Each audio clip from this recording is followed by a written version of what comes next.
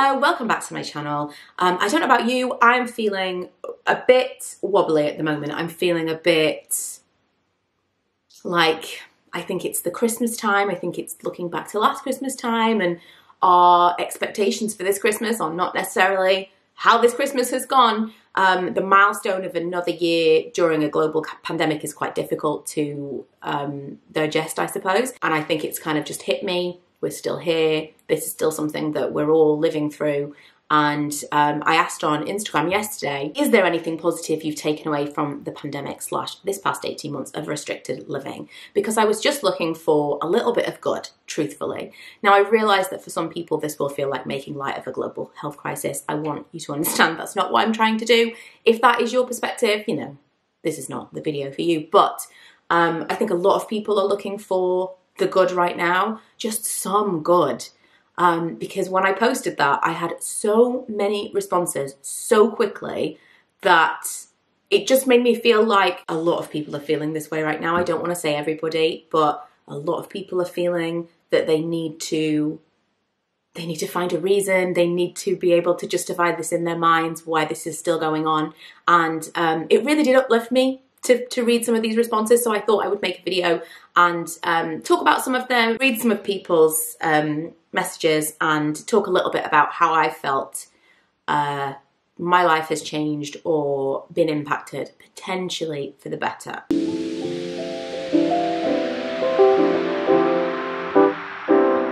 Lots like this. Working from home is life. Nikki says, also I know who my real friends are and who's really important. I completely agree with working from home. I never thought I would want to work from home. That's not something that I ever would have put in for at work if it had been available. I just didn't think that was for me. I have a job outside of YouTube, and I've always said I want to keep that job forever, because not only is it financial security, it also helps me to keep YouTube as a fun thing. Although this is like half of my income, I know that at any given time, if I was really not enjoying it, I could stop and I could just work full time at my regular job. I'm not stuck in YouTube. So YouTube can still be a fun thing for me. But a massive reason is also the social element. I really liked the routine of going to work and seeing my friends and talking to them. And I really didn't think I would want to work from home. But I love it. I absolutely love it. And same as Nikki, it might not even have been a thing that you knew you wanted to do. But I absolutely love it. I still feel I have the social aspect. We have WhatsApp groups. We can still talk over Teams. I FaceTime with people more.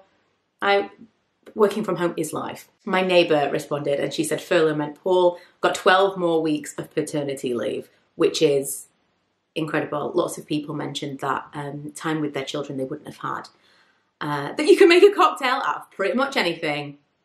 Lorna, I would agree with you. One of the things that we did during lockdown with our neighbours, she baked and I made cocktails, and we had a cocktail cookie swap once a week. But life is worth living in all its glory. Again, lots of responses that are very like live for the moment and really appreciate things you didn't appreciate before.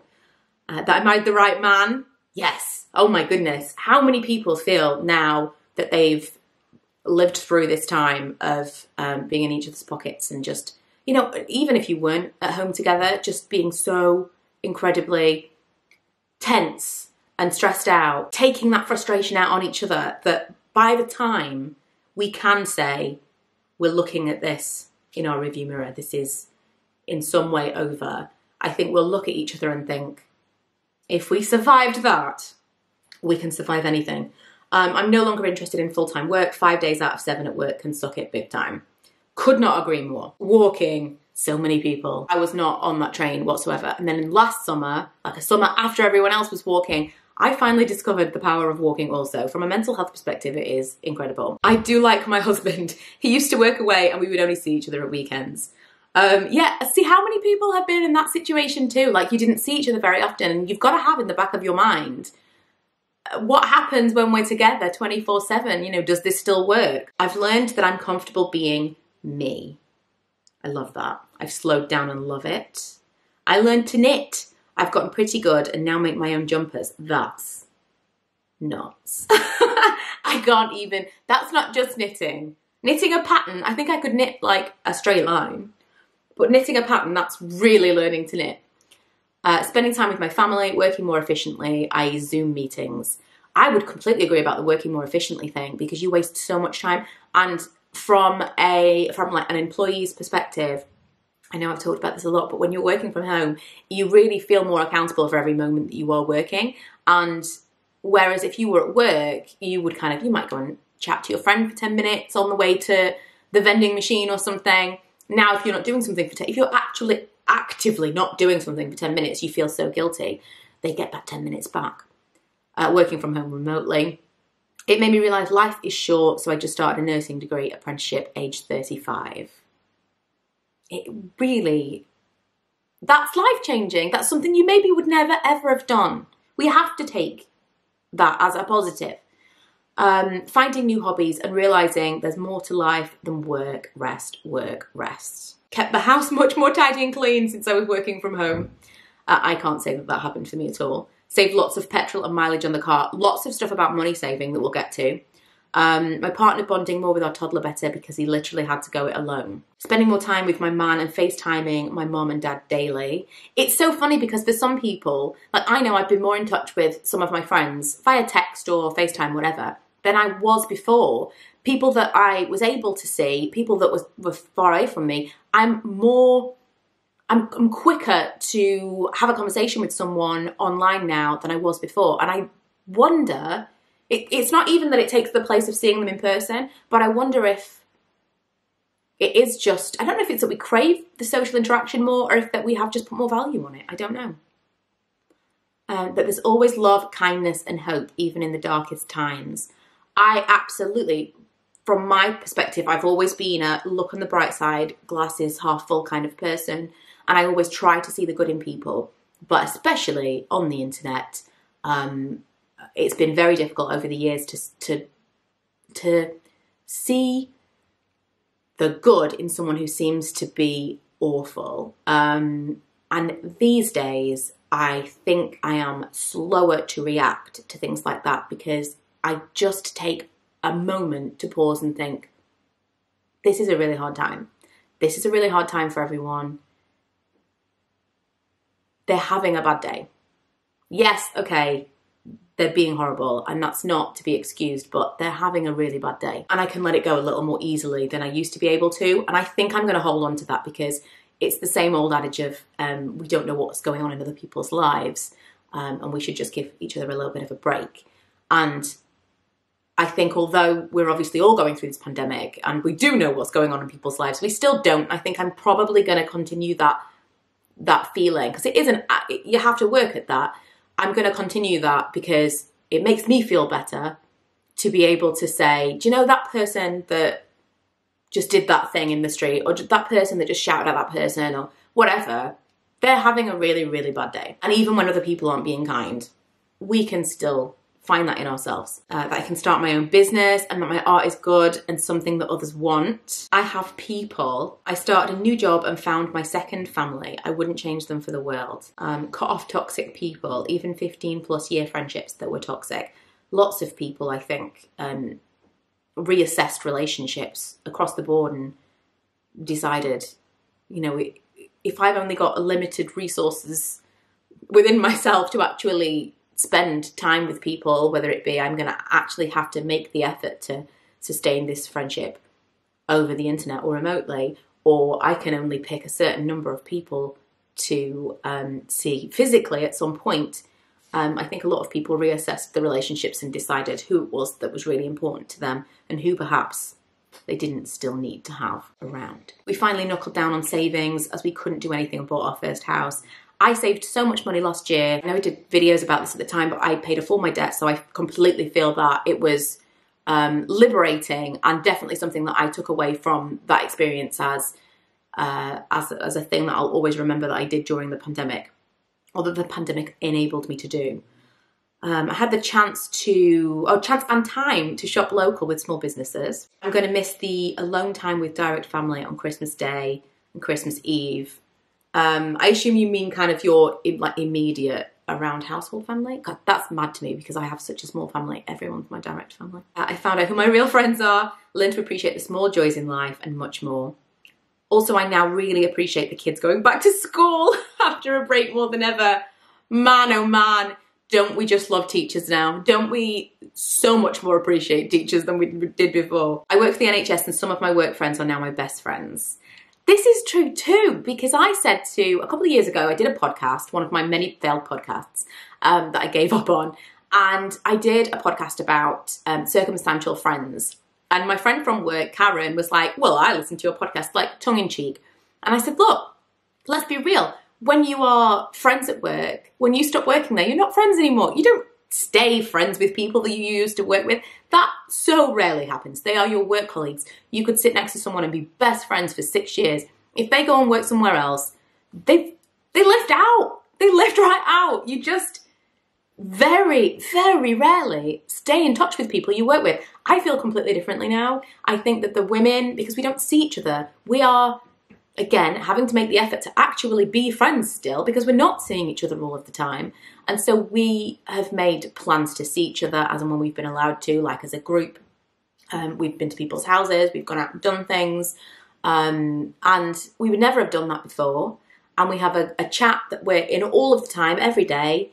And we are friends. And I think that if any of us left that work, we would still be friends. And so, yeah, I totally agree. I feel the same way about my work friends now too. I fell in love, got married, everything was simplified. Got a dog in November 20 because I was working from home during the puppy stage. Best decision ever. Yes, I realised my self-worth, left my partner at 10 years and changed career. I reconnected with a friend I've known since I was 4. We never fell out, just life got in the way. I was able to live with my dad before he passed on the 4th of December.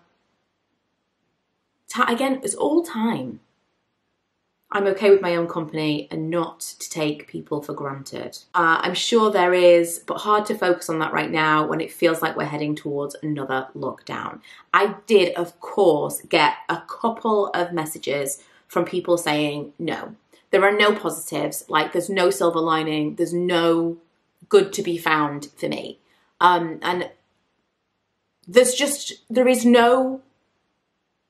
is no way of making that okay. Because for some people, they've lost time with people who you can never get that time back. They've lost livelihoods, they've lost homes. For a good amount of people, this has been a really, really awful time. But I also have pages and pages and pages of these messages from people who have found some good in this time. And I don't, again, I really, as I said at the beginning, I don't mean to minimise what has been awful for a lot of people. But currently, it's just that feeling of when is this going to be over, isn't it? It's that feeling of last year we were hopeful, and those of us who have managed to maintain a belief in what we're doing is for the greater good.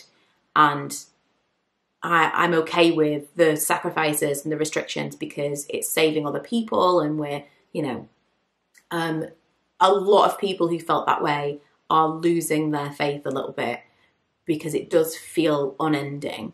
And so when I asked the question on Instagram, that was the reason. I wanted personally some good. I was going to share some of the responses on Instagram, and I got so many that I thought I want to share some with you guys on YouTube as well, because I think a lot of people are feeling that way right now. And I can only apologise to those who feel there is no good, because there is no good for you. I absolutely appreciate that. But for those who can find it and want to embrace it, hopefully this has given you a little bit of a glimmer of something to feel like all isn't lost, and maybe 2022 will be better for everyone. What I personally have taken away is not to put anything off, not to wait for anything because tomorrow isn't promised, and to prioritise the things that are really, really important to you. And also to really acknowledge the things that are really important to you, because sometimes you think you know, and then you kind of have time to reflect. And maybe you weren't doing the things you were supposed to be doing. Maybe you weren't spending the time with your family that you should be spending. Maybe you were just kind of going through the motions and getting through the days. Sometimes it can totally feel like that, especially with children, especially with jobs you hate. you are just like counting down the days until you are wishing your life away. And that is something that I am really focusing on for 2022, because I really want to be more present and I want to appreciate the life that I'm living rather than wait for a better one. I will be back on Friday with a less, this wasn't supposed to be somber, but a less somber video. This was supposed to be uplifting. I apologise.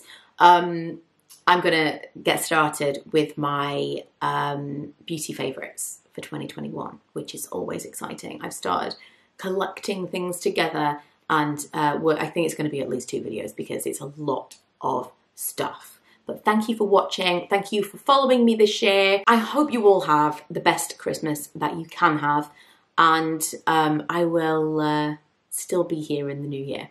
Bye. This is just where you want to sit. Because I'm trying to do something.